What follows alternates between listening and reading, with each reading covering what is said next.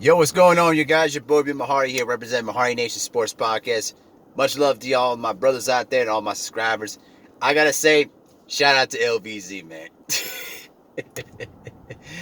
I gotta say, when LVZ is giving you a teaching lesson, he's gonna give you that little finger like this, and he's gonna be like, "Come here, sit down here. We got stuff to talk about." And unfortunately, he got me. And the reason why he got me is that it was based on my post that I did about Scottie Pippen. I think it was a few days ago or last week. I gotta remember the timeline, but I was originally firm on what my beliefs was about the whole situation with Scottie Pippen. It wasn't until this morning when LVZ did the live stream on me that he see the thing with LVZ is that he doesn't just come back and clap at you with reckless stuff. He comes in with actual physical evidence and actual physical stuff that has already been written. And he presented to all of his people that was watching the live stream, including myself, some excerpts of quotes from Phil Jackson's book called The Maverick back in 2001, where he referenced the difference between white players and basketball players. And when I read that and then researched it on the internet and did it at the same time LVZ was doing it, I was like, really? Is that what you think, Phil? Really?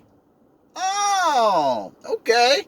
Is that what you really think between black players and white players? Now, this is just a quick, video response because I had to retract it a bit first off because LVZ was right in this situation, so I had to salute him for that. You know what I mean?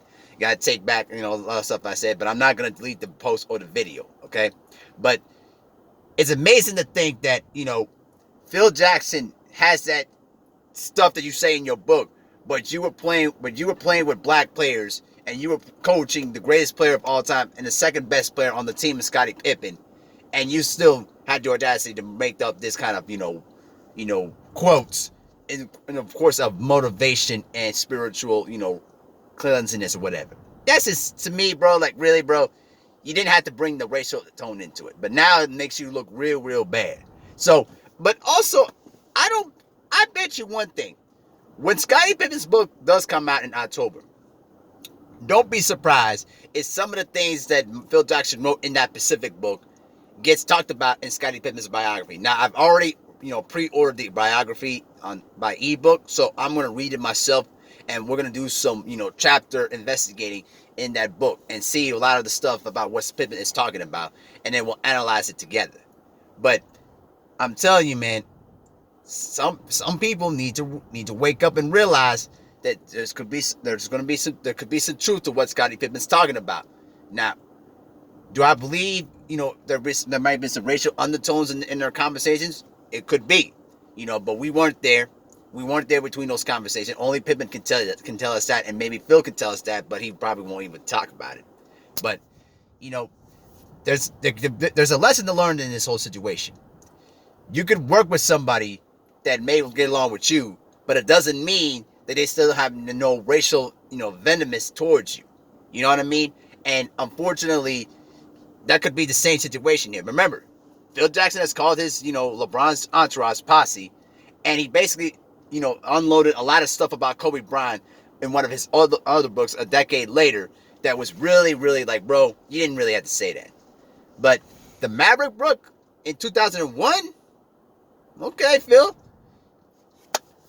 it's time to go to work now. I'm gonna do more of an in-depth, investigative, video about this tomorrow morning. But, bruh, it's time to go to work now on you, Phil Jackson. It's time for you to go to work on it. But much love to LVZ, you know what I mean, for, bring me back to earth. The only thing I wish for LVZ to do is just get rid of the Whitlock name on his live stream, bro. Like, bro, you didn't really need to do that.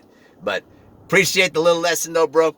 Just remember, when LVZ said it's lesson time, he's gonna do some. He's gonna make you come over to let you know what he really thinks. He gonna be like, come over here. We need to sit down and we need to talk, and you need to listen what I got to say, and you need to read this. That's what LVZ do. But much love to the OG, man. But we're gonna do a more in-depth video about this, tomorrow morning, because I'm, in the middle of some stuff right now because I can't do no videos right now. But we'll do this tomorrow morning. But much love to y'all. Y'all have a safe day, man. Don't miss Game 2 of the NBA Finals between the Phoenix Suns and the Milwaukee Bucks. I'm gonna do a analysis of Game 1 tomorrow too, and then we'll get into Game 2 tomorrow. So much love to y'all. Peace.